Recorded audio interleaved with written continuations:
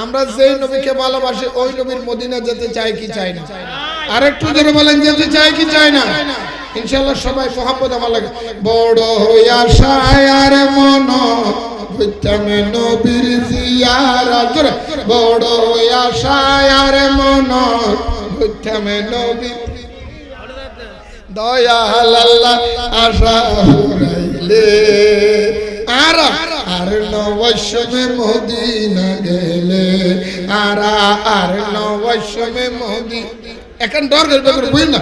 বড় আশায় আরে মন হইতামে নবীর, বড় আশায় আরে মন হইতামে নবীর জিয়ারত, দয়াল আল্লাহ আশা হুরাইলে আর নবশমে মদিনা গেলে আর নবশমে মদিনা অন্তর কানে জলি ভুরি সাই জার গোয়ার মোহাম্মদ, অন্তর কানে জলি ভুরি সাই জার গোয়ার, দিন রাতে চলে রাগুন প্রেমে মুস্তাফার, রে দিন রাতে চলে রাগুন প্রেমে মুস্তাফার, রে নবী সারা এই বেতা হারে বুঝাইও মখতা, নবী সারা এই বেতা হারে বুঝাইও মখতা, ব্যাগিন হইম ফাইলে নবীরে আর নবশমে মদিনা গেলে আর নবশমে বেগুন হর মারহাবা আর কাজুর হর মারহাবা। আজকে যারা মাহফিলের আয়োজন করেছে আপনারা খুশি না বেজার? আপনারা খুশি কিনা আমি জানি না, একদম বুকে হাত দিয়ে বলতে পারে, খোদার কসম করে বলতে পারি এই মাইকের আওয়াজ যতটুকু যাচ্ছে আমাদের আত্মীয়স্বজন যারা কবরে আছে ওই কবরবাসীগুলি আজকে আনন্দে লাফাচ্ছে। শহীদনগরের ভাইয়েরা যে মাহফিলের আয়োজন করেছে সুবহানাল্লাহর আওয়াজ কবরে গিয়েছে, আমার আল্লাহ বলে যে কবরস্থানের মধ্যে সুবহানাল্লাহর আওয়াজ যায়, ইয়া রাসূলুল্লাহর আওয়াজ যায়, ওই কবরস্থানে 40 দিনের জন্য আযাব মাফ হয়ে যায়। আজকে শহীদ কবরের নেককার সন্তানেরা মাহফিলের আয়োজন করার কারণে কবরবাসীদের আযাব মাফ হয়েছে, তারা খুশিতে লাফাচ্ছে। জোরে বলেন সুবহানাল্লাহ। তাই আমি বলবো ভাই এই মাহফিল প্রতি বছর করবেন, এই মাহফিলের জন্য সহযোগিতা রাখবেন। শুধু আমি এই লাস্ট ফিনিশিংয়ের মধ্যে একটা মেসেজ আপনাকে দিয়ে যাচ্ছি, সামনে আমাদের দেশের মধ্যে নির্বাচনের কিছু আভাস কথা বলেন ঠিক না? কিসের আভাস? যদিও নির্বাচন হবে না এটা 90% হলো 10% আশা রাখতে পারি।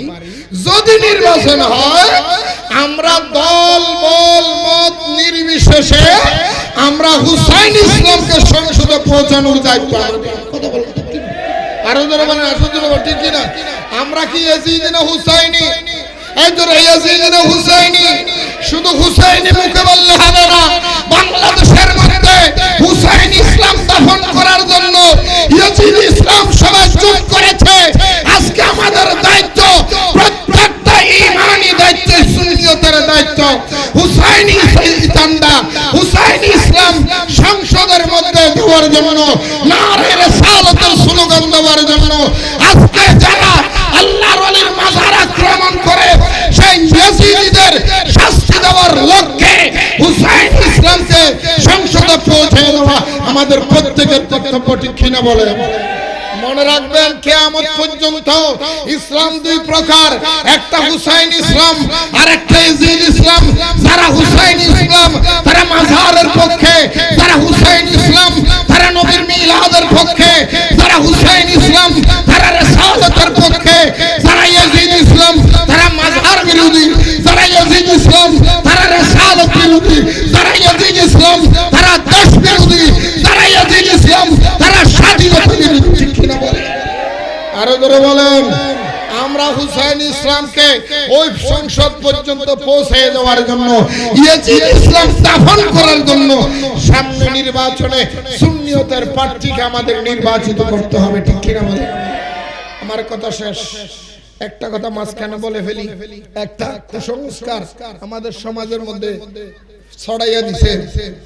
একটা এটা কি বলে, মোমবাতিতে যদি ভোট দিই, নৌকার আপনার এক তারাতে যদি ভোট দিই, চেয়ারের মধ্যে যদি ভোট দিই, এরা তো ফাঁস করবে না, আমার ভোটটা ফসাই আলাপ। নাউজুবিল্লাহ বলবেন না? আরো জোরে বলবেন না? অনেকেই বলে আমরা সুন্নি প্রার্থীকে ভোট দিলে এরা তো জীবনে কোনোদিন সংসদে যায় নাই, যেতেও পারবে না, পচাবো না। আমি বলবো ভাই, এই ভোট পচে যাওয়ার চিন্তা আপনার মাথা থেকে ফেলে দেন।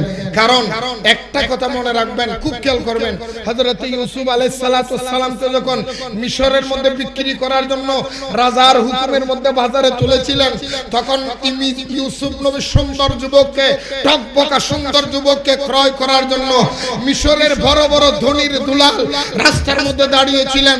অনেকেই বলেছিলেন ইউসুফ নবীকে এক পাল্লায় দেব, আরেক পাল্লার মধ্যে তার সমপরিমাণ স্বর্ণ দিব। আরেকজনে বলেছে আমি ইউসুফ নবীকে এক পাল্লা দিব, অন্য পাল্লায় তার সমপরিমাণ হীরা দিয়ে আমি ইউসুফকে কিনে নেব। আরেকজন বলেছিলেন আমি এক পাল্লার মধ্যে ইউসুফকে দিব, আরেক পাল্লার মধ্যে তার সমপরিমাণ রূপ দিয়ে আমি কিনে নেব।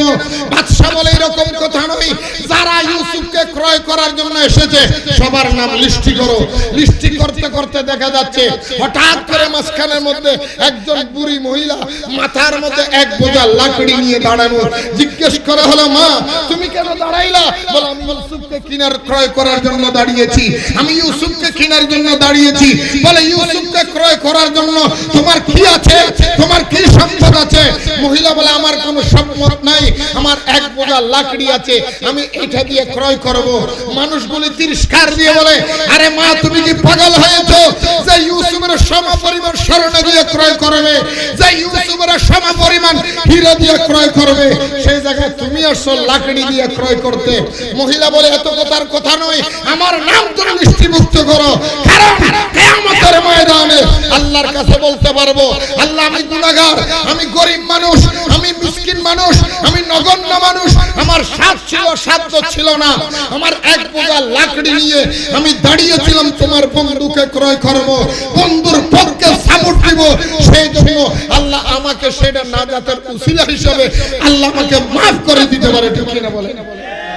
লাখ বোঝা লাকড়ি নিয়ে ইউসুফকে ক্রয় করার জন্য উনি নিয়ত করলেন, সেটা আশা করলেন নাজাতের জন্য।